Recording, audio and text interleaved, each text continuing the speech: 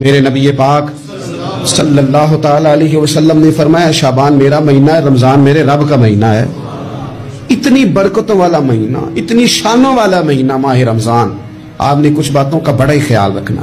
ایک تو آپ نے کوشش کرنی ہے نمازیں ذوق کے ساتھ پڑھی جائیں، یعنی ایک ہے کہ اوہ ٹانگیں نہیں اٹھ رہی، اب تراویح کا ٹائم، نہ اس میں کجی ہے، اس میں تھوڑا سا نا ذوق کی کمزوری ہے۔ اٹھنا ہے تو شوق سے اٹھنا ہے، بھاگ کے اٹھنا ہے۔